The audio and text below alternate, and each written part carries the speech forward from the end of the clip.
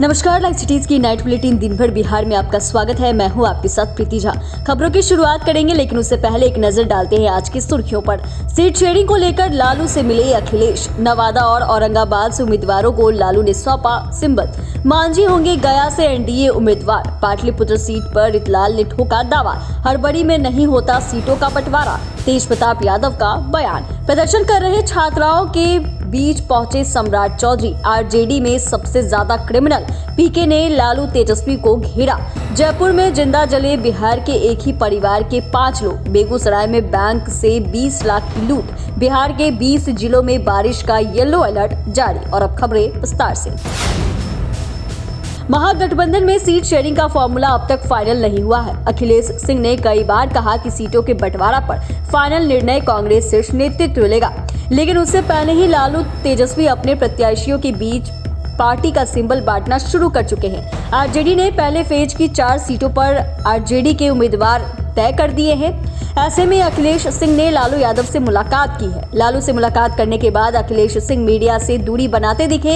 हालांकि उन्होंने यह जरूर कहा कि 2 से 3 दिन में सीट शेयरिंग को लेकर सब कुछ क्लियर हो जाएगा। आरजेडी ने बात करके ही सीट का सिंबल दिया है। महागठबंधन में सीट शेयरिंग का फॉर्मूला फाइनल से पहले आरजेडी लगातार अपने उम्मीदवारों को पार्टी का सिंबल सौंप रही है। गया सीट पर कुमार सर्वजीत को उम्मीदवार बनाने के बाद लालू प्रसाद ने नवादा और औरंगाबाद सीट के लिए उम्मीदवारों को पार्टी का सिंबल सौंप दिया है। नवादा सीट से आरजेडी ने श्रवण कुशवाहा को अपना उम्मीदवार बनाया है, जबकि औरंगाबाद सीट से अभय कुशवाहा आरजेडी के उम्मीदवार होंगे। श्रवण कुशवाहा और अभय कुशवाहा अपने समर्थकों के साथ राबड़ी आवास पहुंचे, जहां लालू प्रसाद और राबड़ी देवी ने उन्हें पार्टी का सिंबल दिया।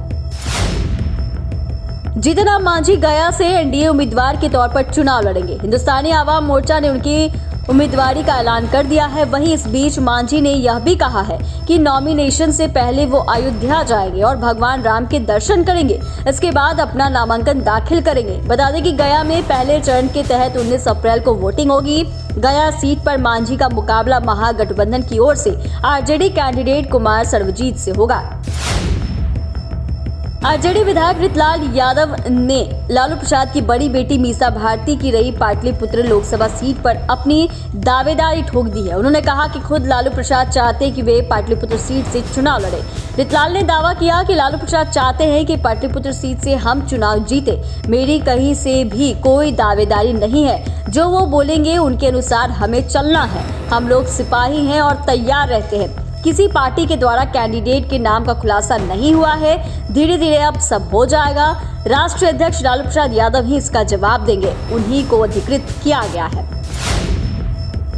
एनडीए में सीट शेयरिंग हो चुका है और इसके साइड इफेक्ट भी दिखने लगे हैं। वहीं महागठबंधन में सीटों के बंटवारा का पेच फंसा हुआ है। इस बीच लालू ने अपने उम्मीदवारों को आरजेडी का सिंबल बांटना शुरू कर दिया है।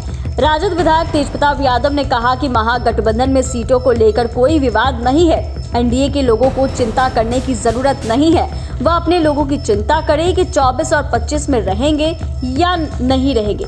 वहीं बीजेपी पर तंज कसते हुए कहा कि उन लोगों को बहुत ज्यादा सोचने की जरूरत है। बिहार की जनता बीजेपी को जानती है और आगामी चुनाव में उनको सबक सिखाने का काम करेगी। इंटरमीडिएट के स्टूडेंट पटना में जदयू दफ्तर का घेराव कर दिया है। बड़ी संख्या में पहुंचे छात्र छात्राओं ने सरकार के खिलाफ नारेबाजी की है। प्रदर्शन कर रहे छात्र और छात्राएं नई शिक्षा नीति में बदलाव की मांग कर रहे थे। प्रदर्शन कर रहे छात्राओं के साथ पुलिस हाथापाई करते दिखी। छात्राओं का कहना है कि जब तक नियम में बदलाव नहीं होगा तब तक प्रदर्शन जारी रहेगा। वहीं उन छात्राओं से मिलने डिप्टी सीएम सम्राट चौधरी पहुंचे, जहां इनकी समस्याओं को सुना और कहा कि सरकार आपकी मांगों पर विचार करेगी, फैसला आपके हित में होगा। वहीं शिक्षा मंत्री ने कहा जो भी पहले निर्णय हुआ है उसमें सुधार कराया जाएगा। बाहुबली अशोक महतो की पत्नी को टिकट देने के मसले पर प्रशांत किशोर ने तेजस्वी पर चौतरफा हमला बोला है। पीके ने कहा कि तेजस्वी कहते हैं कि हमको क्राइम और क्रिमिनल से लगाव नहीं है, लेकिन आज इस देश में आरजेडी से ज्यादा क्रिमिनल और क्राइम करने वाले लोग किसी पार्टी में नहीं है। उन्होंने कहा कि आज सभी लोग जानते हैं कि राज्य स्तर पर बालू माफिया कौन है। पूरे राज्य को आरजेडी बालू के अवैध खनन का केंद्र बना दिया है। तेजस्वी कहते हैं कि मुझे क्रिमिनल और क्राइम से लगाव नहीं है। मतलब तो यही हुआ ना कि बाघ ये कहे कि उसे मांस से लगाव नहीं है।